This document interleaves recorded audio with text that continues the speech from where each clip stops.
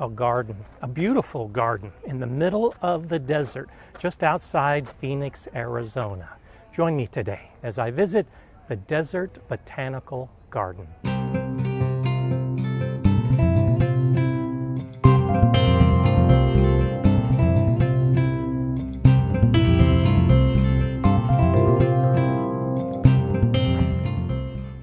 Hi, I'm Gardener Scott, and I think every garden is beautiful, and every garden has something to offer, to teach every gardener. So I've come to the Desert Botanical Garden to learn about this region of the United States, some of the plants that are growing here, and I bet you I'll get some ideas for my own garden. This is a pretty unique garden, but there's a lot of similarities to all the gardens that all of us grow. One concept of garden design is to group plants that are similar, that have similar growth styles, similar bloom patterns, and you can see that in this cacti garden right here. It's made up of a dozen or so different types of plants, but they're grouped. All of the same plants are growing together with different plants in the background. The higher plants are a nice backdrop to some of these lower plants closer to the pathway. It's easy to assume that just because a garden is in the desert, that means it's going to be in full sun all the time. But a nice design element of this garden and any garden is to account not only for the sun, but also the shade, to have some trees and appropriate plants that are growing underneath the tree, like this Agave Pollona. I think already from the very beginning, the design of this garden is fascinating. How it blends the sun and the shade with a lot of plants that look the same, but they are actually quite different.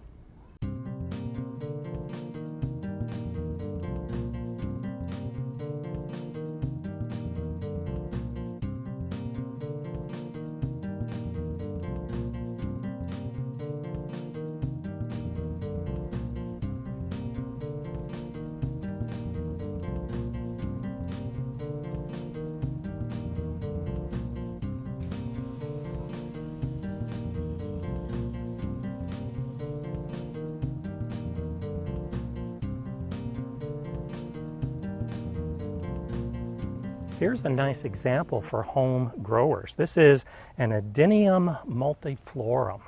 It's a plant from South Africa, and I'm standing in the United States in Arizona. We can often have plants in our garden from other areas of the world, as long as we match the climate that the plant is used to our own climate in our individual gardens.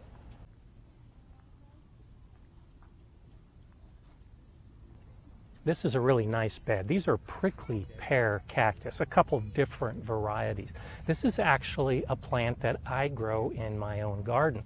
And it's giving me some ideas. Again, the concept of grouping plants all the same. So a couple different types of prickly pear with one big group over there and one big group over here.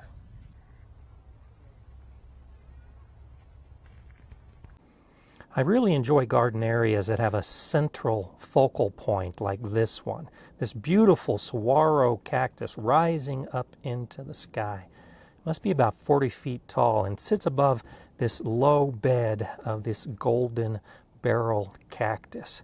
Altogether, it's just breathtaking.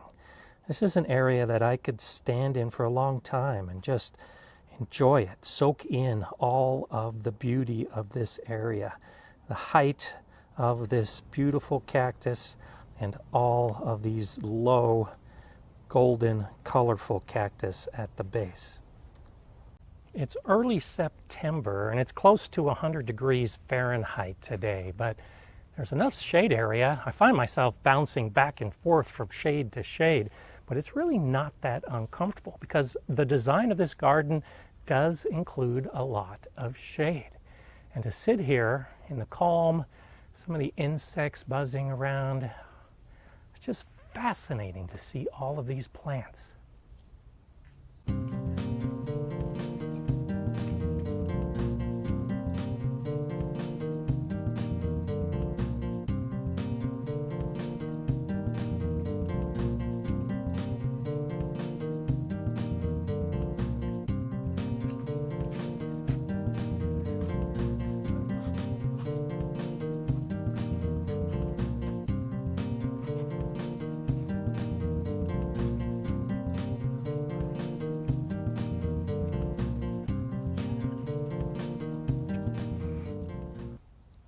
This is actually one of the calmest gardens that I've visited.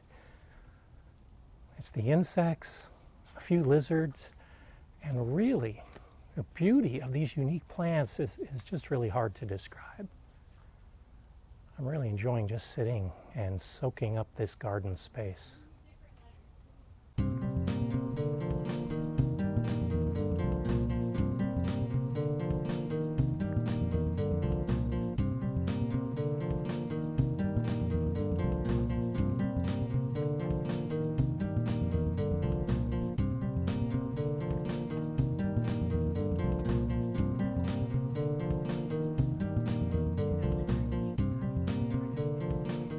I'm not sure that you can have a big city botanical garden without an herb garden. Now, the plants here are limited. There aren't a lot of herbs that can handle this heat, but there's a nice hedge of rosemary, there's some thyme, there's sage, oregano, there's even a fig tree. This is a marvelous spot. This is the sensory garden, and I think all gardens should have a water feature of some size, and especially to build a sensory garden around a fountain is a great idea, because it's hard to build sound into a garden. But with my eyes, I can see the beauty, I can smell the fragrance of some of the flowers, definitely hear it. You can touch the water, there's some prickly plants around that you can touch, and there's a few herbs around the edges. I'm not going to taste them, but in a home setting, this would accomplish a sensory garden for all of the senses. You've probably already been able to tell that I'm perspiring. It's pretty hot here. And when you visit a garden like this, it's important to have a hat to cover your face and also to hydrate. Drink plenty of water. That's where I'm headed next. Now, a garden like this in an area like Arizona actually shuts down and reduces its hours during the summer months, because that's an uncomfortable time to be here. But moving into autumn and fall and early spring, that's when a garden like this really comes to life and is much more comfortable to visit.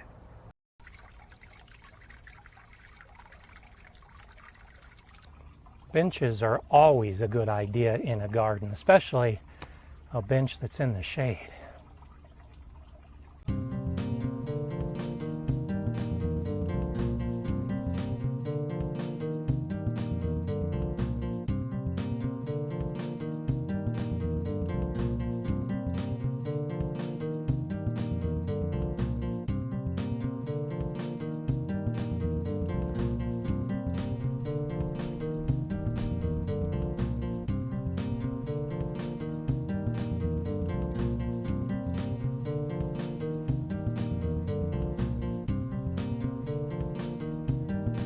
Most of the time when we visit a botanical garden, there's color all around with the flowers. And while there are so many shades of green here, you do have to look close to see some color. But when you do, when you see a cactus bloom, it's unlike any other flower that you've seen.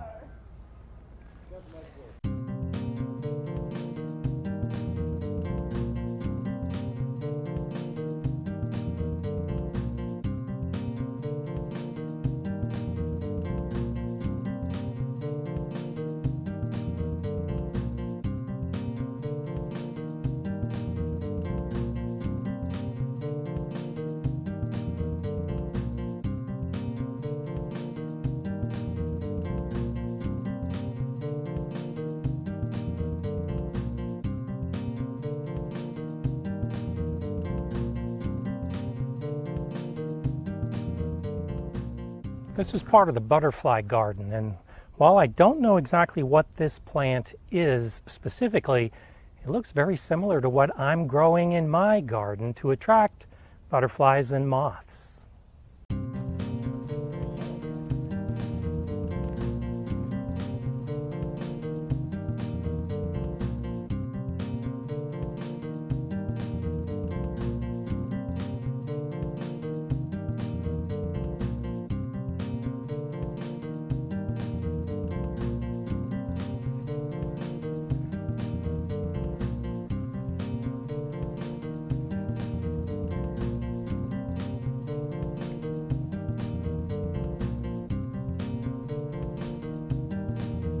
This is a beautiful botanical garden. There's a lot of rock, there's a lot of cactus, but there's a lot of variety. And just like any other major botanical garden, there's a lot to see. Little sections, little rooms with themes. And as a gardener, I've already spent 2 hours here. You could easily walk through the whole space in about an hour and see most everything. On a cooler day, I could see me spending at least 3 hours here and really focusing on some of the design elements and the beautiful plants in the middle of a desert. I'm Gardener Scott. Enjoy gardening.